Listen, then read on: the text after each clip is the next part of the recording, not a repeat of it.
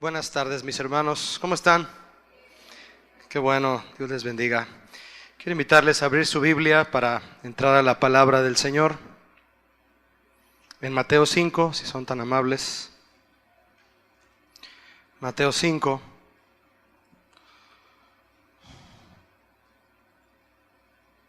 Verso 31, por favor.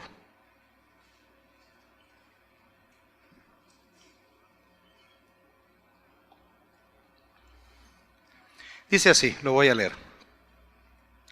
Mateo 5, 31. También fue dicho: cualquiera que repudie a su mujer, dele carta de divorcio. Pero yo os digo que el que repudia a su mujer, a no ser por causa de fornicación, hace que ella adultere. Y el que se casa con la repudiada, comete adulterio. En la serie La Familia Cristiana,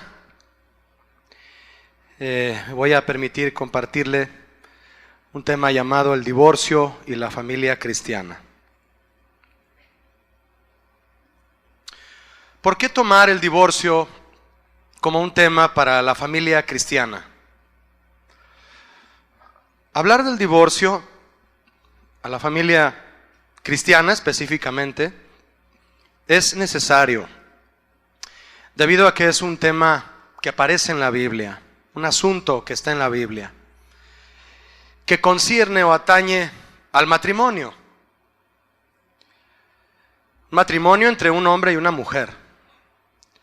Siendo el matrimonio, la primera y más importante institución divina en la tierra y el fundamento de la familia. Es por eso que debe hablarse. Ahora, yo quiero pedirle que entendamos algo antes. No es posible hablar de todos los casos en los que el divorcio se presenta como una tentativa, sino que la intención aquí de su servidor es presentarlo a la luz de la Biblia para conocimiento de las familias de la iglesia. ¿Qué hay en el corazón de Dios respecto al divorcio? Y ese tema es para la familia cristiana. El divorcio es algo a tomar en cuenta. Se toma mucho en cuenta en el ámbito secular, no cristiano, y debe ser así también por los cristianos. No estamos exentos a este asunto en cuanto a su conocimiento. El Instituto Nacional de Estadística, el famoso INEGI de México, registró en el año 2010 568,632 matrimonios. Al 2011 se registraron 570,900 matrimonios. Al 2012 se registraron 585,434 matrimonios. Pero en los últimos años, el número de divorcios en México se incrementó considerablemente. Al 2010 se llevaron a cabo 86,042 divorcios. En el 2011 se llevaron a cabo 91,285 divorcios.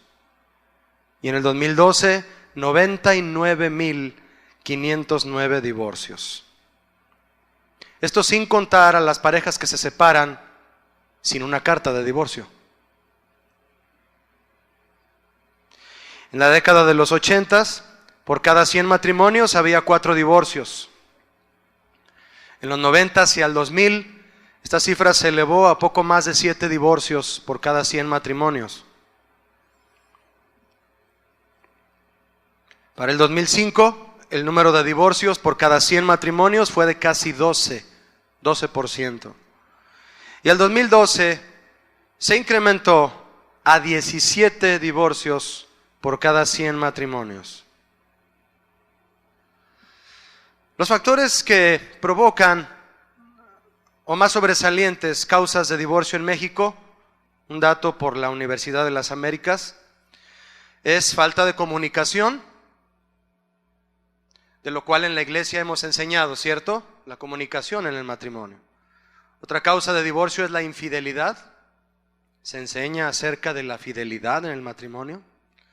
Otra causa son los problemas económicos. Se enseña también en la iglesia, por la palabra del Señor, la importancia de las finanzas en el matrimonio, en la familia. Y otra causa de divorcio también ha sido la violencia intrafamiliar. Cada caso es diferente. Para muchos en la iglesia actual, el tema del divorcio es muy controversial. Hay mucha gente poco informada respecto al divorcio.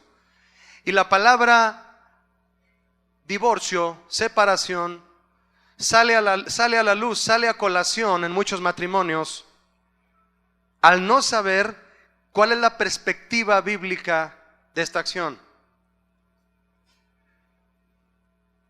Y esa es la intención de su servidor, como le dije. Mostrar la perspectiva del Señor respecto a esta acción. Muchos son también los casos en los que no existe seguridad si el divorcio traerá solución o disolución a su familia. ¿Sabe usted por qué el divorcio es para muchos en la iglesia actual un tema tan controversial?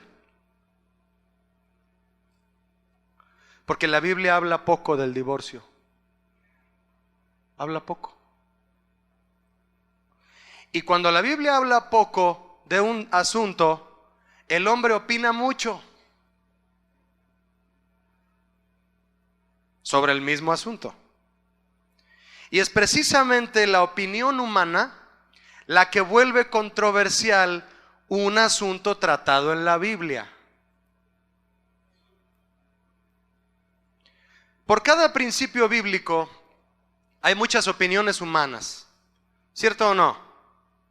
Tú puedes presentarle a una persona no cristiana un principio bíblico y si no es cristiano, obviamente, si no tiene la tendencia inmediata por no amar a Dios a obedecer ese principio bíblico o un mandamiento, lo va a cuestionar.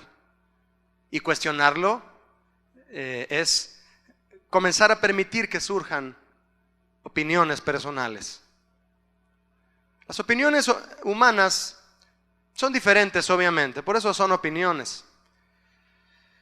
Pero la mayoría de ellas son contradictorias entre sí y son precisamente las causantes del alejamiento de los principios bíblicos por parte de muchos. Un ejemplo, si me permite, para entender esto que le estoy compartiendo. En el tiempo de Jesús, muchos escribas y fariseos, quienes se supone conocían la ley, aseguraban amar al Señor, pero aborreciendo al prójimo. A Jesús querían matarlo, ¿sí o no? Y decían, somos siervos de Dios, amamos a Dios, pero querían matar a Jesús. ¿Qué tal eso? Cada uno tenía su opinión respecto a eso. Y en medio de toda esa controversia pública respecto a los 10 mandamientos, siendo estos perfectos y sencillos de entender, Jesús, sin abrogar ninguno, es decir, sin eliminar ninguno, a aquellos que olvidaban o violaban los últimos 8, les enseñó: ocúpense de los 2 primeros, los cuales son amar a Dios y amar a ¿quién? Al prójimo. Ocúpense de los 2 primeros en serio, verdaderamente, y cumplirán de manera automática los últimos 8, aunque no los recuerden por ahora. El principio de todos los mandamientos divinos es el amor al Señor y el amor al prójimo. Si no te acuerdas, ¿qué dice el 6º mandamiento? Pero amas al Señor y a tu prójimo, ¿de verdad? No importa que no te acuerdes qué dice el 6º mandamiento. Porque de estos 2 dependen toda la ley y los profetas. Por la falta de un solo principio bíblico en nuestro carácter, provocamos 100 problemas en nuestra familia. No es una estadística, es un símbolo. Por la falta de un principio bíblico podemos provocar 100 problemas en nuestra familia. Por ejemplo, la humildad. La humildad es un principio bíblico del carácter de Cristo, ¿sí o no, mis hermanos? ¿Es importante la humildad en la Biblia? Es un principio del carácter de Cristo, el cual debe ser ejercido, practicado, sin cuestiones, por todo aquel que desea seguir a Cristo. Humildad. Cuando falta, la humildad, ¿cuántos conflictos provoca el orgullo de alguien? Dígame cuántos. Muchísimos. Cuando alguien es orgulloso en casa, ¿le provoca problemas a su familia? Por montones. En casa, en el trabajo, en la relación matrimonial y familiar, en el ministerio. El orgullo provoca muchísimos problemas. Pues todos esos conflictos provocados por el orgullo, que presionan y confunden al orgulloso y a su familia y a los que lo rodean, se disiparían de inmediato si se aplicara el principio bíblico de la humildad. Cristo, el Cordero de Dios, el que fue llevado al matadero, inmolado, maltratado, golpeado, no emitió una sola palabra, con los clavos atravesando sus manos y sus pies, a un grado máximo de dolor y sufrimiento. Él dijo: perdónalos porque no saben lo que hacen.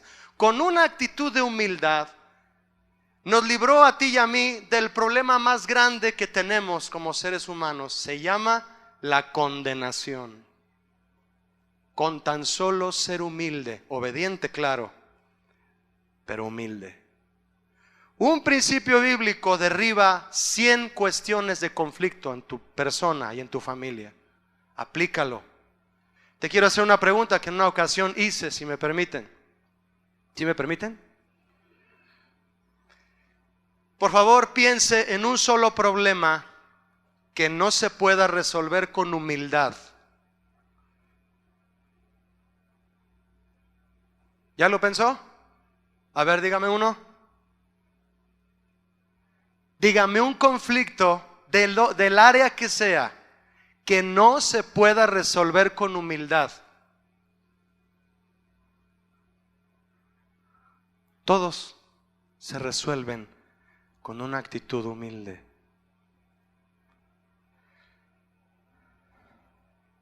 El Señor le dijo a Caín: si hicieras lo bueno, si fueras humilde, podrías levantar tu rostro, las cosas cambiarían en tu casa, en tu persona, en tu trabajo. Si fueras humilde, levantarías tu rostro.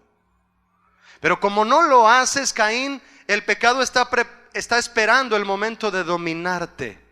Usted y yo sabemos que el orgullo dominó a Caín y cometió un acto que afectó terriblemente a su familia. Mató a su hermano. ¿Cuántos esposos están destruyendo la vida de su esposa y de sus hijos por actos impregnados de orgullo? Porque el orgullo acarrea, mis hermanos, todo un cúmulo de pecados. Es muy fácil dejarse llevar por opiniones fuera del principio bíblico, y en asuntos como el divorcio ocurre muy seguido. Se procura la conveniencia personal y en base a eso muchos toman decisiones que después lamentan por el resto de su vida. Cada caso es diferente. ¿Sí? Yo no voy a tratar todos los casos aquí en donde el divorcio es una tentativa. Para eso usted en su caso de manera muy especial debe buscar consejería. Yo voy a hablar de la perspectiva del Señor en cuanto al divorcio hacia el matrimonio. Solo eso. Mis hermanos, solo el principio bíblico trae paz y seguridad a los que se apegan a él. Dice la Biblia que los principios del Señor, los mandamientos, la ley del Señor hacen sabio al sencillo. Entremos en materia con la siguiente cuestión un par de cuestiones que le quiero hacer. ¿Está listo? ¿Me ayuda respondiendo? ¿Les gusta participar? Ahí va la primera pregunta. ¿Está el matrimonio fundado sobre principios bíblicos? Sí, todos dicen que sí. Sí, porque fue instituido por el Señor. Así de sencillo. Entre hombre y mujer, ¿eh? Dígame un principio bíblico del matrimonio. ¿Quién se acuerda de uno? Dígame uno, por favor. ¿Quién se acuerda de uno? Fidelidad, dicen ahí. ¿Qué más? Sumisión por parte de la mujer. ¿Está bien? Que el varón es cabeza del hogar. Mire, ya llevamos 3 aquí. Y muchos otros que hay en la palabra de Dios. Ahora, le hago la siguiente pregunta. ¿Es el divorcio un principio bíblico del matrimonio? A ver otra vez, ¿sí o no? No. Bueno, la mayoría están seguros de eso. No. No es un principio bíblico en el matrimonio, porque el divorcio es una acción que no se originó en el corazón de Dios.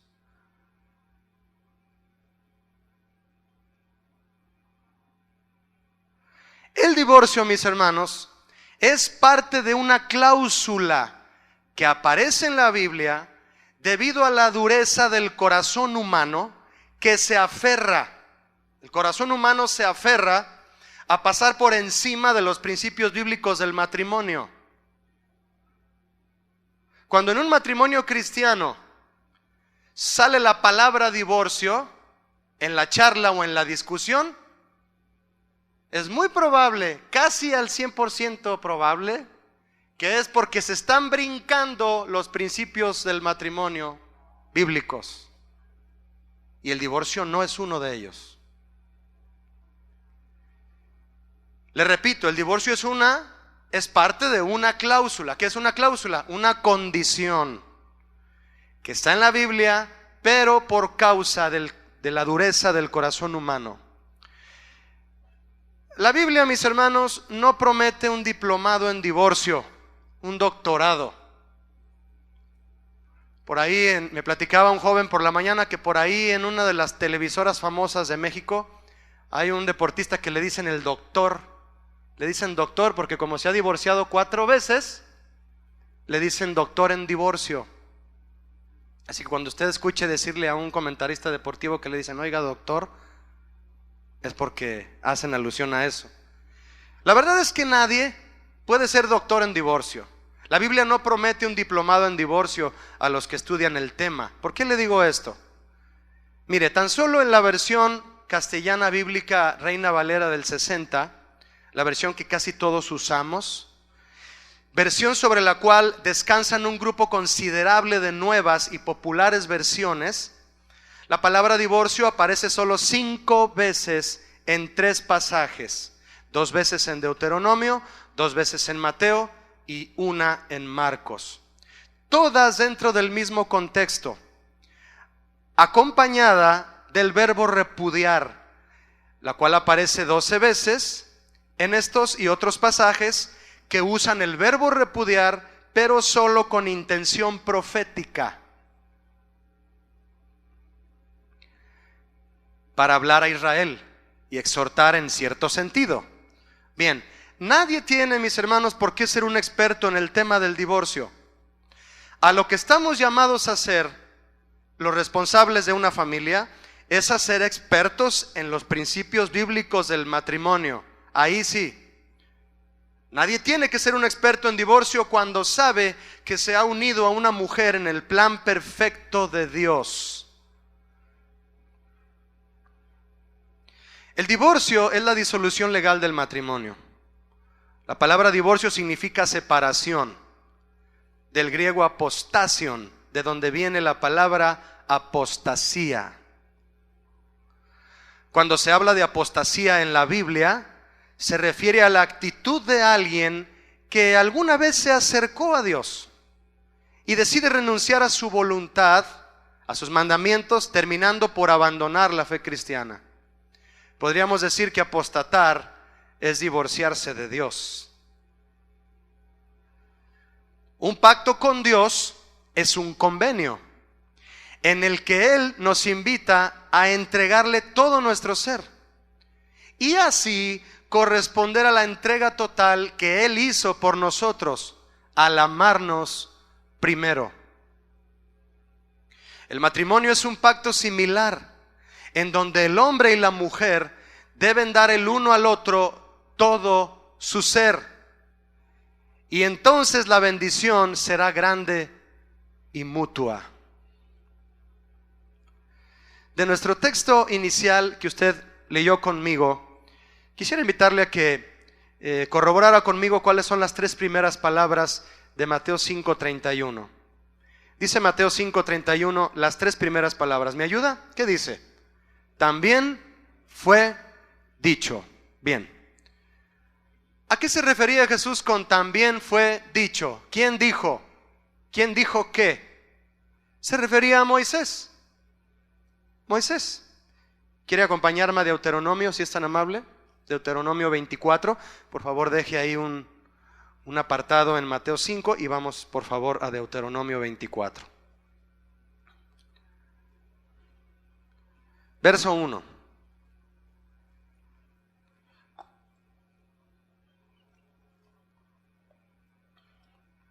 Deuteronomio 24, verso 1 dice: Cuando alguno tomare mujer y se casare con ella, si no le agradare por haber hallado en ella alguna cosa indecente, le escribirá carta de divorcio y se la entregará en su mano y la despedirá de su casa, y salida de su casa podrá ir y casarse con otro hombre.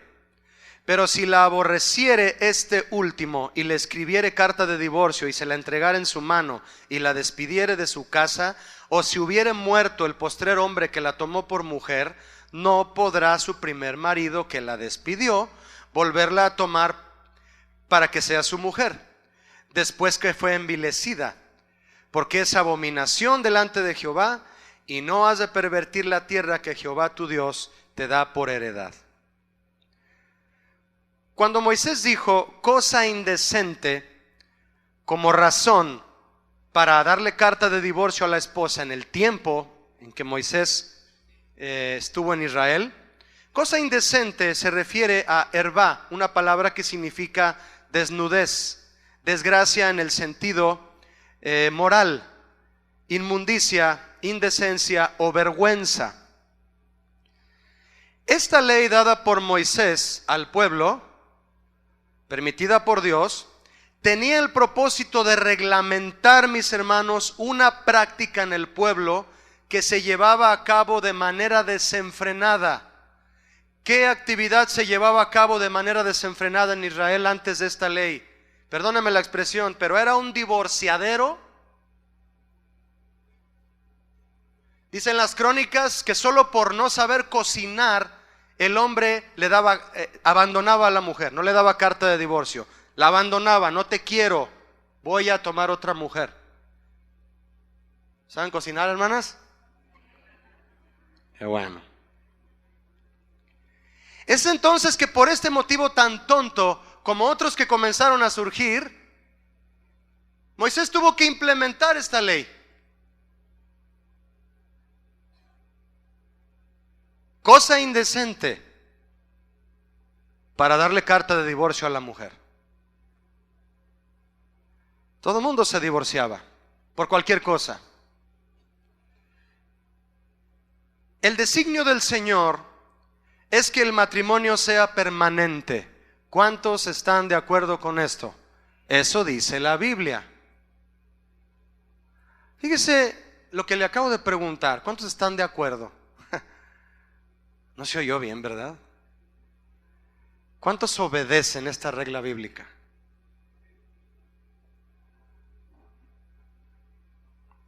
Aunque estés divorciado, ¿sabes que la regla bíblica es que el matrimonio sea permanente? Sí, sí. A Dios no va a mover su ley solo por la condición de 2 o 3. Mis hermanos, fue la naturaleza humana la que hizo inevitable el divorcio. Y debido a eso, Moisés instituyó estas leyes civiles designadas para proteger y ayudar a las mujeres que quedaban vulnerables, solas y víctimas de abusos en este sentido. Querían que se detuviera eso. Con la ley de Moisés, un hombre ya no podría echar fuera a una mujer con facilidad por cualquier motivo, sino que debía escribir una carta formal de separación por una cosa indecente. Esto fue un paso radical hacia los derechos civiles, pues hacía que los hombres pensaran 2 veces antes de divorciarse. Vuelva conmigo por favor a Mateo 5. Esto es lo que fue dicho, a lo que Jesús se refería. Vuelva conmigo ahora a Mateo 5:31.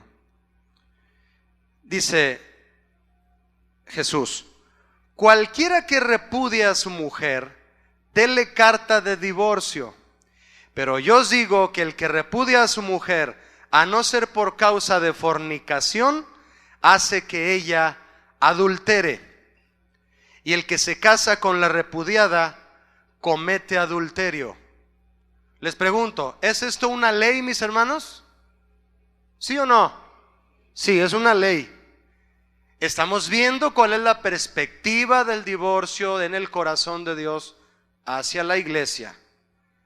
Yo le pregunto, ¿cuál es la cláusula que implica al divorcio? ¿Cuál es? La fornicación.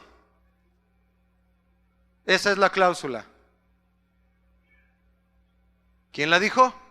Jesús. Ahora, ¿nota usted que Moisés dijo por una cosa indecente? Pero Jesús dijo por fornicación. La palabra fornicación tiene más profundidad en el ámbito sexual que la frase cosa indecente. Usted lo va a ver. Esta es la cláusula que implica al divorcio. Y el divorcio es solo eso, parte de esta cláusula. La palabra fornicación, de sus raíces griegas, significa lo siguiente: es indulgencia a lujuria indebida de cualquier sexo. Es cualquier acción de tipo sexual fuera del matrimonio, lo cual constituye adulterio. Ahora, todo el mundo concretan, mejor dicho, el mandamiento de Jesús respecto al permiso, que muchos así lo interpretan, que se tiene para divorciarse solo basados en la palabra adulterio. Adulterio es uno de los productos que brotan del acto llamado fornicación. Debido a que Jesús dijo específicamente fornicación, las acciones detrás del significado griego de esta palabra muestran claramente, mis hermanos, que el adulterio no solo se consuma de manera física, sino también de manera visual y virtual. Puede haber un hombre que descubre a su esposa en adulterio físico, pero si durante todo el tiempo de casados él ve pornografía, él es un adúltero. ¿Sí o no? Jesús dijo, antes de mencionar este asunto del divorcio, en el verso 28, arribita de donde usted está leyendo conmigo, Jesús dijo: cualquiera que mira a una mujer para codiciarla, ya adulteró con ella en su corazón. Es claro. Ver pornografía es cometer adulterio. A los casados. A los solteros es fornicación, depravación. Y entra dentro de la cláusula que implica el divorcio. ¿Qué es lo que entra dentro? Que un hombre adicto a la pornografía, su esposa lo quiera dejar porque no quiere dejar ese vicio. Yo conocí un caso así. Yo conocí ese matrimonio. Ella se cansó. Nunca lo atrapó en ningún acto de adulterio físico, pero ella se cansó de ver a su esposo viendo pornografía y lo dejó. Se llevó a sus hijos, ella, y él no la volvió a ver ni a ella ni a sus hijos. ¿Quiere preguntarme cómo está él ahora?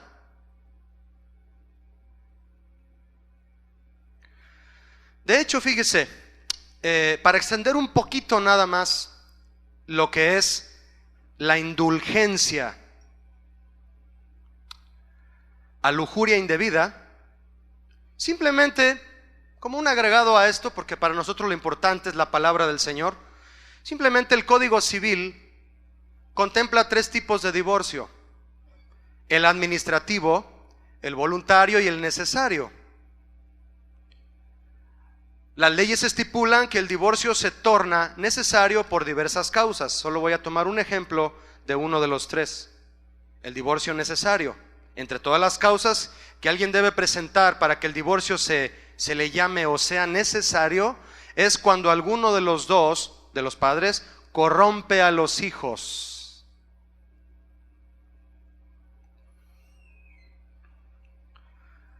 ¿Usted cree que un padre de familia que corrompe sexualmente a su propia hija está causando adulterio?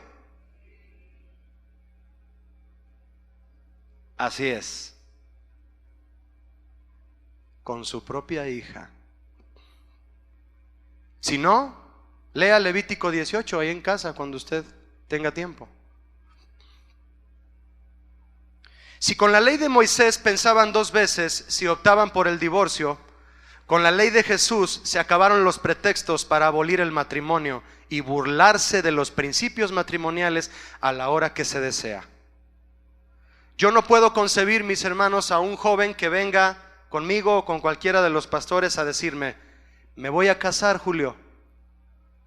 Yo no puedo imaginarme a ese joven el día de su boda con una peluca amarilla, así tipo afro, con una bola roja en la nariz, con unos zapatos así de largos y con un traje de colores y repartiendo globos en la boda.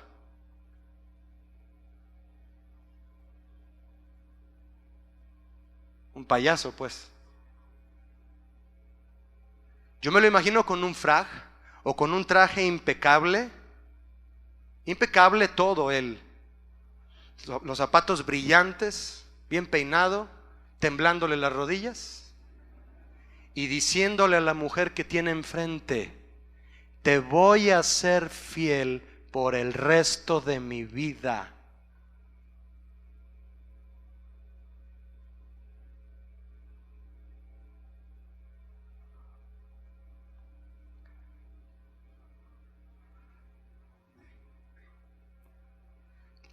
Quien pasa por encima de los principios matrimoniales bíblicos va a tener a la puerta tocándole muy seguido la palabra divorcio. Insisto, cada caso es diferente. Si usted quiere hablar de su caso, saque una cita. Yo solo estoy dando la perspectiva general de qué hay en el corazón de Dios respecto al divorcio. ¿Sí me explico, mis hermanos? Debido a que fue Jesús quien habló esto, lo de la fornicación, como cláusula para el divorcio, comenzaron a surgir las opiniones respecto a que Él fue quien estableció el divorcio como la primera opción resolutoria a la infidelidad matrimonial, pero no fue así. Lo que Jesús dijo fue que el divorcio no es permitido salvo por causa de fornicación. Pero eso no significa que el divorcio debiera ocurrir al momento en que uno se entera de la infidelidad del cónyuge. Jesús no dijo: cuando encuentres a tu cónyuge en infidelidad, de inmediato puedes divorciarte. Jesús no lo dijo así. Jesús dijo: el que se divorcie, así lo dijo. ¿Sabes por qué lo dijo así? Porque no le interesaba hablar del tema.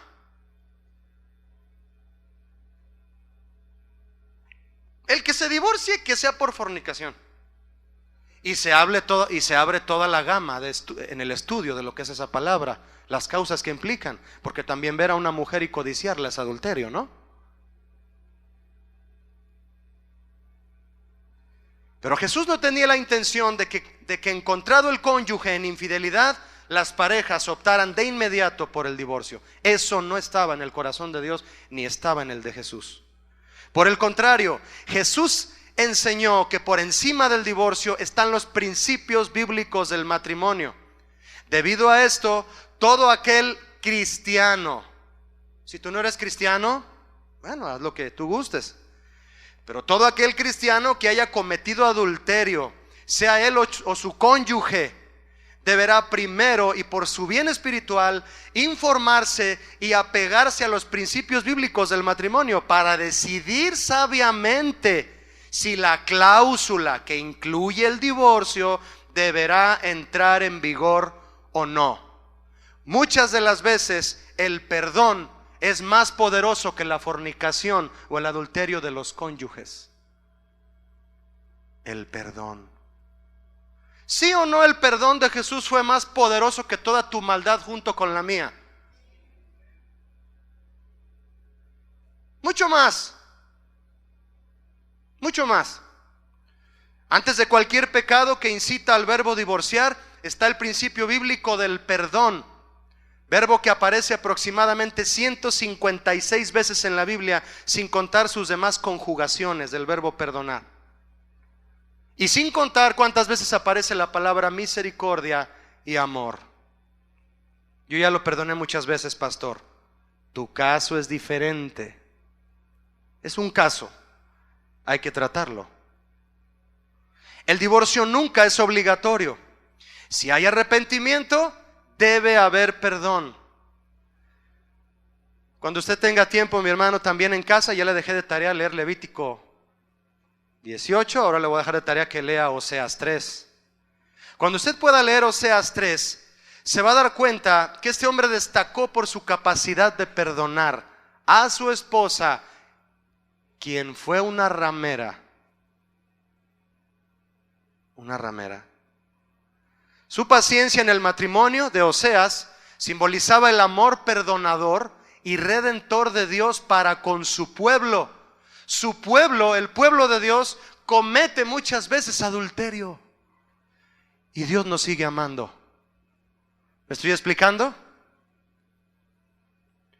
Jesús confrontó a los que a propósito buscaban quebrantar el pacto matrimonial, a propósito, y divorciarse para satisfacer sus deseos lujuriosos. Querían libertad matrimonial para tener libertinaje sexual, contrayendo matrimonio con otra persona.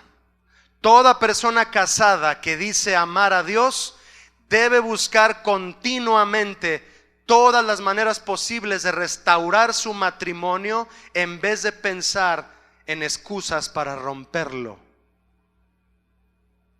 Esa es la perspectiva de Dios respecto al divorcio hacia la familia o para la familia cristiana. Lo más importante entonces, mis hermanos, para todo cristiano, a la hora de tomar una decisión, cualquiera que sea, es consultar ante todo el principio bíblico y obedecerlo. Juan el Bautista fue un hombre aferrado, no sé qué palabra usar, apegado. Era uno, estaba fundido, estaba soldado a los principios de Dios y a los mandamientos. Era un hombre celoso del mandamiento de Dios. Al mismo tiempo era humilde. A Jesús le dijo: ¿tú quieres que yo te bautice? Bautízame tú a mí, Jesús. Fue humilde. Él fue quien dijo: yo no soy digno de desatarle ni las correas al maestro. No soy digno. Y con esa actitud humilde pero apegada al principio de Dios, pasando por la calle le gritó a Herodes, en su carruaje tal vez a Herodes: no te es lícito tener a la mujer de tu hermano.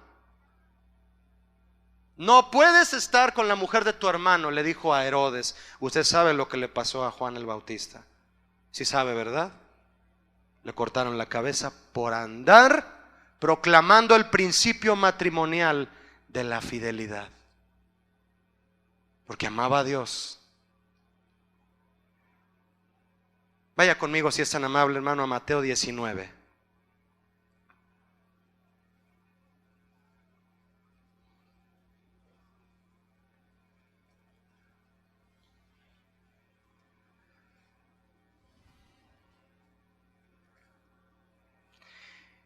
(19:3) de Mateo. Entonces vinieron a él los fariseos. ¿A quién vinieron? A Jesús. ¿Cómo vinieron? ¿Con qué intención? Tentándole. Escucha, hermano, muchos vienen ante Jesús no con la intención de aprender o de escuchar y atender.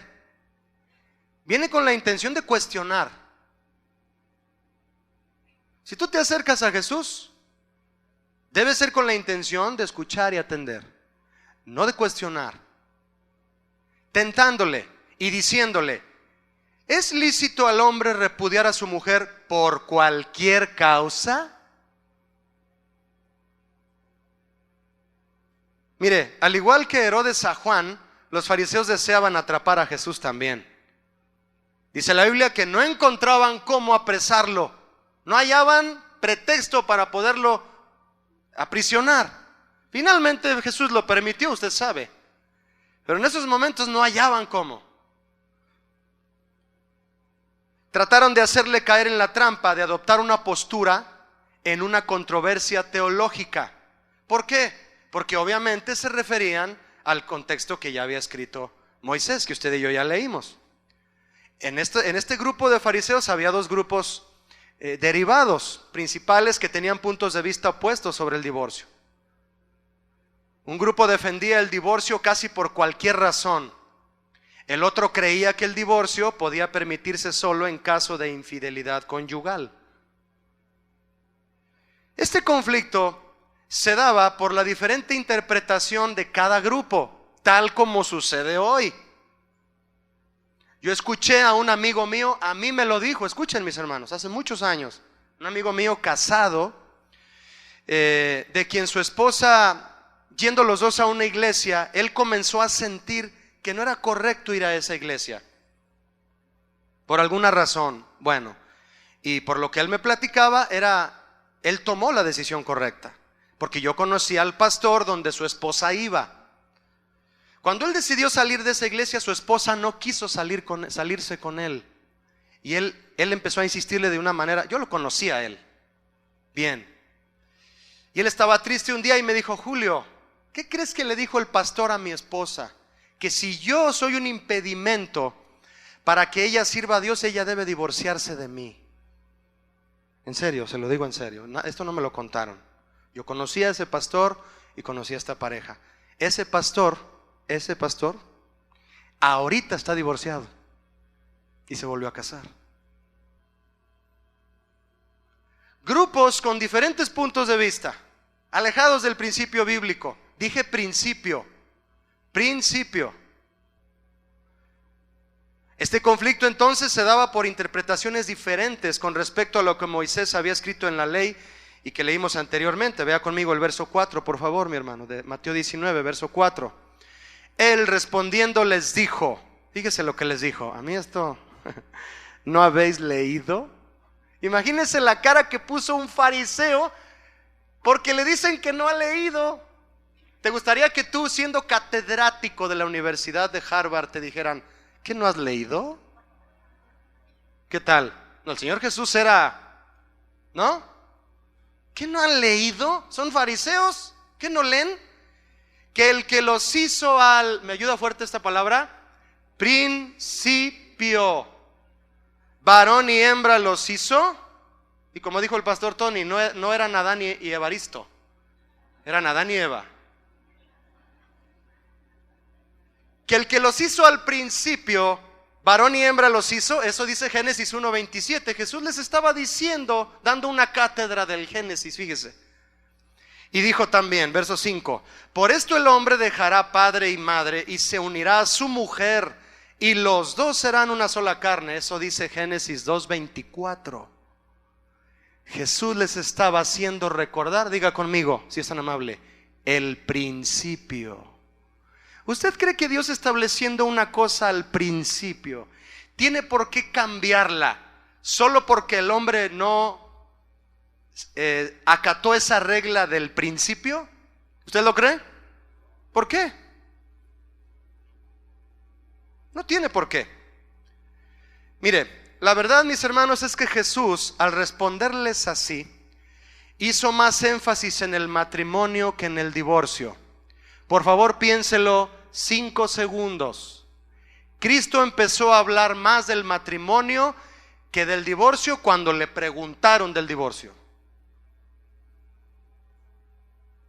En vez de hablar más de los pecados y de las causas por las cuales un hombre le falla a su esposa por infidelidad, se puso a hablar más de principios del matrimonio, como lo es la unión de Dios desde el Génesis.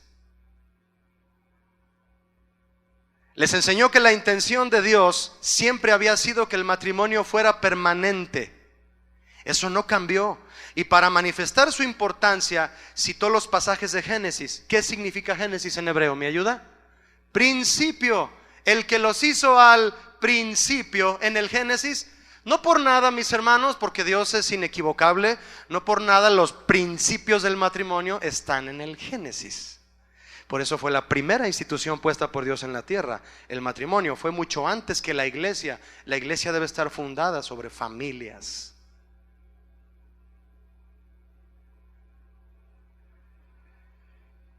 Jesús les muestra que el corazón de Dios siempre estuvo, está y estará, que el matrimonio sea permanente. Y para manifestar su importancia, citó Génesis, cuando Dios instituye la unión en el hombre y la mujer, habiendo sido hecha esta unión directamente por Dios. ¿Quién unió? Y lo que Dios unió, no lo separe el hombre.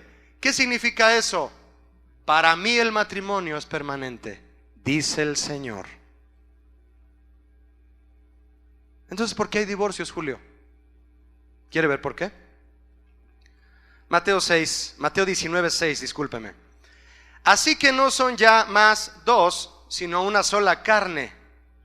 Por tanto, lo que Dios juntó, no lo separe el hombre. Desde el principio, mis hermanos, Dios no acepta que un pacto se rompa. Y con estas palabras de Jesús, Él afirma y reafirma al matrimonio como un pacto a un nivel inquebrantable. La palabra junto es alusiva a uncir a dos bueyes juntos con la yunta, para caminar juntos y sembrar juntos, trabajar juntos, ir juntos en todo. Jesús usa la yunta de bueyes para ejemplificar la unión matrimonial. Pablo enseñó que no debe unirse un cristiano en yugo desigual con los incrédulos. ¿Por qué? Porque qué compañerismo tiene la justicia con la injusticia y qué comunión la luz con las tinieblas. Es por eso que unirse en yugo desigual puede hacer al matrimonio propenso a la separación. Si tú te casas con una persona que no ama a Dios, no es muy seguro que te ame a ti, como dice la Biblia. Y es probable que tengan que separarse. Pero eso no entró en el plan de Dios, porque no hiciste caso cuál era la persona que Dios tenía para ti. Yo estoy en otra situación, Julio. Sí. Vamos a mencionarlo en un momento. Verso 7 de Mateo 19. Le dijeron: ¿por qué pues mandó Moisés dar carta de divorcio y repudiarla? Él les dijo, ¿me ayuda por favor en voz alta, mi hermano? Por la dureza de vuestro corazón, Moisés os permitió repudiar a vuestras mujeres. ¿Quién lo permitió? Moisés. ¿Por qué razón? Por la dureza del corazón de los hombres. ¿Me ayuda a leer en voz alta lo que sigue, si es tan amable? Ayúdeme. Mas al principio no fue así. ¿Cuál principio? Lo que Dios estableció al inicio y para siempre. Dios no diseñó el matrimonio para ser disuelto. Él desea que el matrimonio se viva como un símbolo pleno de la unión entre Él y su iglesia. Fíjese nada más. Si tú estás casado, varón, si tú estás casada, mujer, tú estás en un símbolo aquí en la tierra que representa la unión entre Dios y su iglesia. De hecho, Jesús tiene novia, ¿sabía usted? Jesús tiene novia y se va a casar para no divorciarse nunca. ¿Verdad que no? ¿Cuándo se van a casar con Jesús? Para no divorciarse nunca. Por la eternidad será su esposa. Por eso, varones, así como Él nos trata a nosotros y a su iglesia, nosotros debemos tratar así a nuestra esposa y a nuestra familia. Tú, varón, representas, eres una representación del trato de Jesús para con su futura esposa. Aprendamos de Él. Jesús la sustenta, la cuida y la limpia, la purifica para presentarla sin mancha ante el Padre como una novia gloriosa.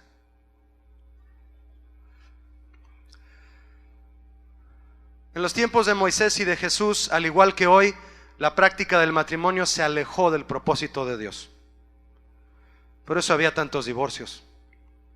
Jesús dijo que Moisés tuvo que poner esta ley debido al corazón endurecido y a la naturaleza pecaminosa de los hombres.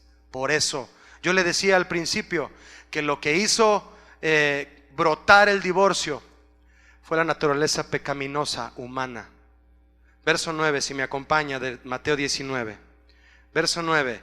Y yo os digo que cualquiera que repudia a su mujer, salvo por causa de fornicación, y se casa con otra, adultera. Y el que se casa con la repudiada, adultera. ¿Es esto una ley o no es una ley, mis hermanos? Sí. Si tú casado decides por alguna razón optar por el divorcio y no fue guiado bajo un consejo pastoral sabio y bajo las estipulaciones de la Biblia, y te vuelves a casar, delante de Dios tú eres un adúltero. Hay que ver cada caso, Pero hay hombres que se atreven a decir que no es así. Es que no era la persona que Dios tenía para mí, Julio. Por eso yo la estoy dejando y allá está la que sí Dios tiene para mí. Ah, mira. La enseñanza de Cristo es mucho más estricta en cuanto a los motivos, pues solamente reconoce el divorcio por causa de la infidelidad sexual. En cambio, cuando el divorcio es por cualquier otro motivo, el divorciado no debe casarse de nuevo, porque ante los ojos de Dios sigue siendo casado. ¿Y sabe por qué? Porque Dios no rompe pactos. Yo conocí a una pareja que se divorció y después de 7 años se volvieron a casar. Y son cristianos. Verso 10 de Mateo 19. Hay casos, ¿verdad? Verso 10. Le dijeron sus discípulos. Mire, hermano, antes de leerlo, yo quiero confesarle que a mí me dio un poco de risa. Yo creo que depende de cada quien. Y no es una risa de burla, no me lo tome así. Yo creo que depende de cada quien cómo toma cada respuesta de hombres como estos. Ahora, note usted que esto no lo respondieron los fariseos ya. ¿Quién lo respondió? Los discípulos de Jesús. ¿Qué respondieron? Pues si es así la condición del hombre con su mujer, no conviene casarse.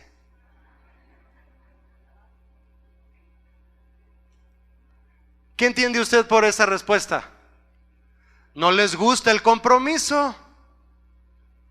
No les gusta el compromiso.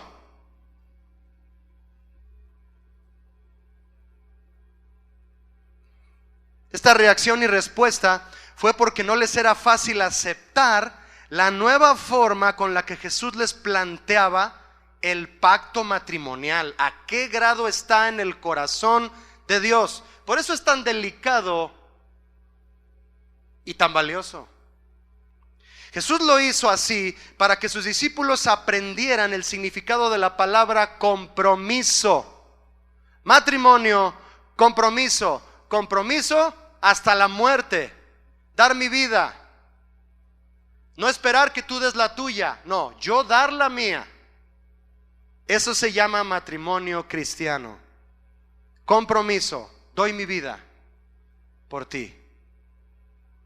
El matrimonio diseñado por Dios entre un hombre y una mujer implica compromiso, poniendo la vida antes que el pacto se rompa. Es por eso que los matrimonios homosexuales son matrimonios de juguete. No son un reto. Son una acción cómoda. Imagínate un hombre hablando de su esposo. Un hombre diciendo, es que él sí me entiende. Es un hombre diciendo que él sí lo entiende. Y luego una mujer se casa con otra mujer y dice, es que ella sí me entiende. Qué chiste, es una mujer igual que tú.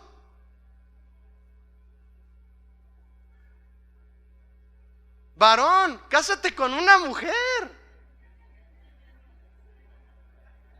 Ahí sí tiene chiste. Tiene valor, tiene reto, tiene desafío al verdadero amor. Por eso los matrimonios homosexuales son de juguete. ¿Varones les gustan las emociones fuertes? Sí. ¿Les gustan las emociones fuertes? Respóndeme, sí, soy casado. Y tienes ahí a un lado a tu montaña rusa, abrázala. Y juntos se suben y órale. A veces hay bajaditas en la relación matrimonial o subidas, pero el matrimonio es como ir a Six Flags toda la vida. Es como ir arriba del Superman, ¿no? ¿Se han subido al Superman? No se crean, eso es otra cosa. Me subí a ese juego y ya me andaba, hermano. Estoy casado. Es más padre el matrimonio que este juego. ¿Qué chiste un hombre con un hombre? A ver, varón, ¿cuándo tienes un conflicto con tu mejor amigo? Dime cuándo. ¿Pero con tu esposa?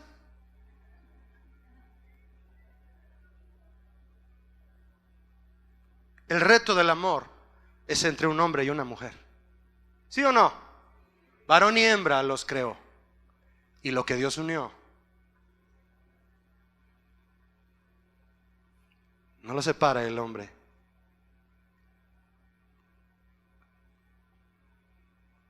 Por cierto, en el 2012, del 2010 al 2012 se casaron 2.427 matrimonios homosexuales en el Distrito Federal. Tan alto puso Jesús el compromiso del matrimonio que les dijo lo que sigue. Verso 11 de Mateo 19. Ayúdeme a leer. Entonces Él les dijo: no todos son capaces de recibir esto. A Jesús no se le va una, mis hermanos. No todos son capaces de aceptar los principios bíblicos tal como son. No todos. No todos toman el matrimonio en serio, aún casándose ante un pastor cristiano.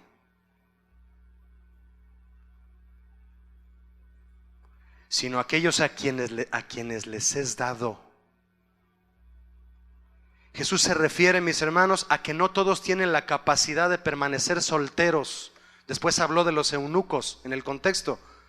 No todos tienen la capacidad de permanecer solteros y guardarse en santidad de los pecados sexuales. No es correcto tampoco tener la idea de que Dios quiere que todos se casen. Si te estás quemando, sí. Busca en la voluntad de Dios que Él te provea una esposa o un esposo, mujer. Ya que para muchos es mejor no casarse. Ese es el consejo de Pablo en 1 Corintios 7. El consejo de Pablo en esta carta, mis hermanos, no es: si estás soltero, cásate, y si estás casado, aguántate. Muchos lo toman así. No, porque no lo entienden. La resolución del consejo de Pablo al final del capítulo 7 de 1 Corintios es: busca en la voluntad de Dios tu mejor condición para tu estado civil. Que Él te guíe. Y da consejos de los cuales Él dice: esto lo digo por vía de concesión. Es decir, un consejo de pastor. Pero está escrito en la Biblia a final de cuentas, ¿no? Para ti y para mí es ley. A eso se refería Pablo.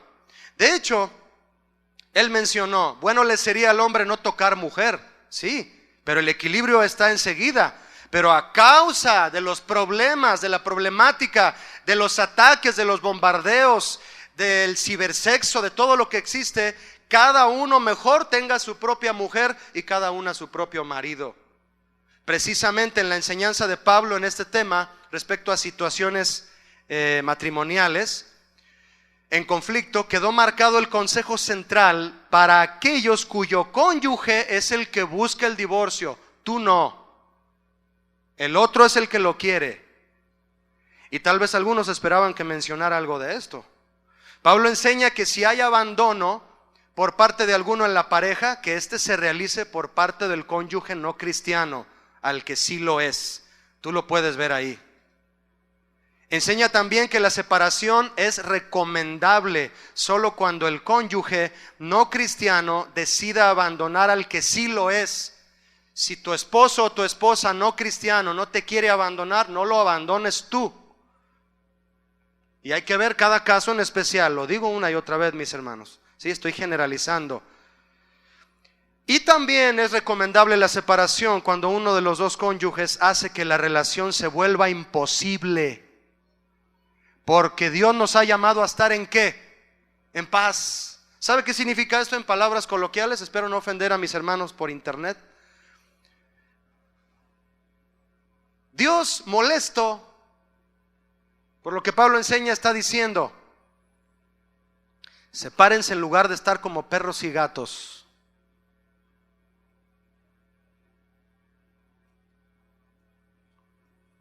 Pero hay que poner tu caso bajo consejería y bajo lo que estipula la palabra de Dios. No lo decida usted solo.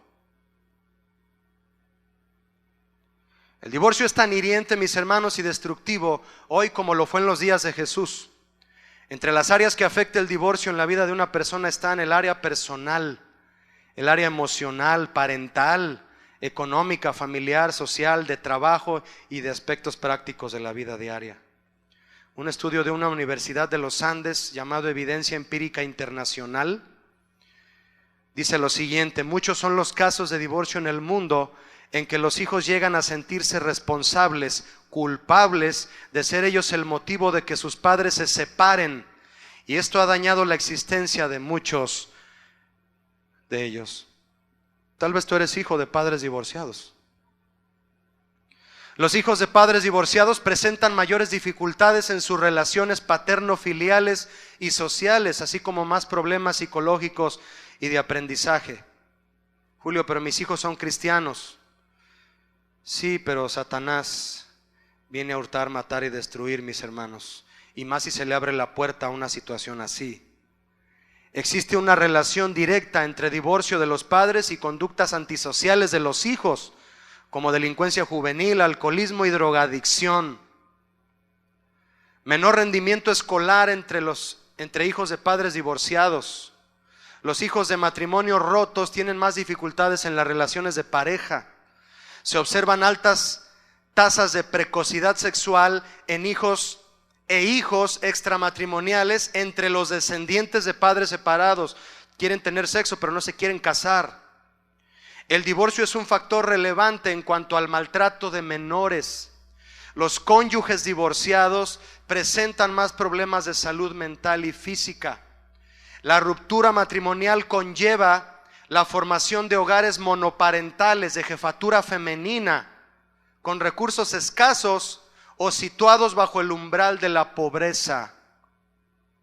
Mis hermanos, conocer el divorcio, aunque de paso sea, pero a la luz de la Biblia, al soltero lo alerta y prepara. Si amas a Dios, te alerta y te prepara para esperar paciente y con seguridad de espíritu la llegada de tu pareja por parte de Dios y de tu matrimonio en la voluntad de Él, sin que el divorcio llegue nunca a la puerta de tu familia. Al casado, lo mismo que al soltero, le da conocimiento y seguridad en este tema, y especialmente a aquellos casados que viven procurando ser mejores cónyuges y padres a la luz de la palabra del Señor. Si eres un hombre o una mujer casada, esto es lo que quiero decir, y dices amar a Dios y procuras ser una mejor persona como esposo y padre, te conviene saber la perspectiva del corazón de Dios respecto al divorcio. Y al que se encuentra en un proceso de separación actualmente, ¿qué? Pues que la Biblia te ilumine respecto a este paso si aún no lo has tomado, y del cual muchos matrimonios, juntamente con consejería, claro, y del cual muchos matrimonios cristianos no han quedado exentos, pero muchos también lo han lamentado. Y al que está separado ya, Julio, yo estoy divorciado, ¿qué? Si amas al Señor y esperas en Él, entrega a Él de manera total tu situación y deja que Él haga y te guíe de aquí en adelante. Lejos de permitir que te invada la amargura o el dolor, aférrate a la palabra de Dios y podría ser de gran ayuda a otros que entren en situaciones como la tuya. No estés corriendo la voz de que el matrimonio no funciona. Estás hablando de que Dios se equivocó. No, tu caso fue específico. Aférrate a la palabra de Dios para que ayudes a otros. Julio, ¿y el adolescente o joven que experimenta el divorcio de sus padres, qué?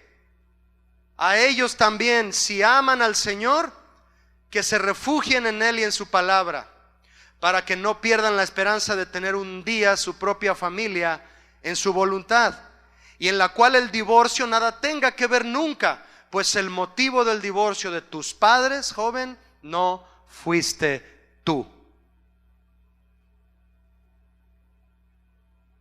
No fuiste tú.